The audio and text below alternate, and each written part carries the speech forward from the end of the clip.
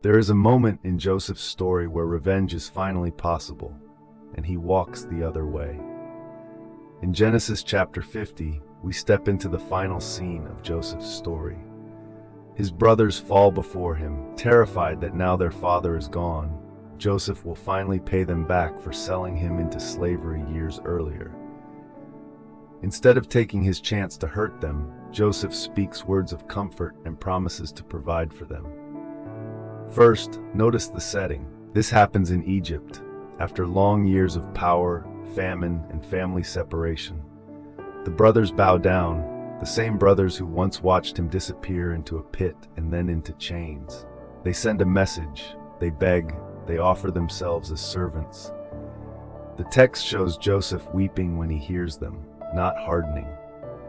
There is a contrast between their fear and his compassion, between their language of slavery and his language of care. The scene ends not with punishment, but with reassurance and practical provision. Then comes the meaning. Joseph says that his brothers intended ra'ah, evil, but God brought out tov, good, through the same story. The Hebrew words sharpen the contrast. Real harm, real sin, yet a higher purpose that does not excuse the evil but redirects its power.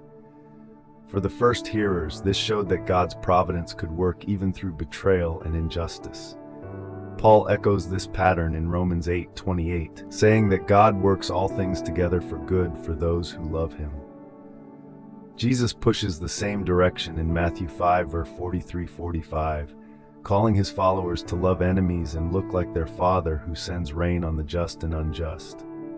Joseph becomes an early picture of that kind of mercy rooted in trust that God holds the bigger story. For us, this moves from theory into very concrete choices. Someone has lied, abandoned, gossiped, or failed in ways that still sting.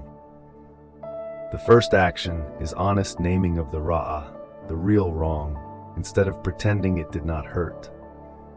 The second action is a deliberate refusal to let revenge write the next chapter. That might look like praying for the other person instead of replaying the injury, choosing not to share that cutting story one more time, or quietly doing good where bitterness wants to withdraw. Trust slowly shifts from managing payback to entrusting the story to God, who can bring unexpected tov out of damaged places. Study it deeply, live it fully.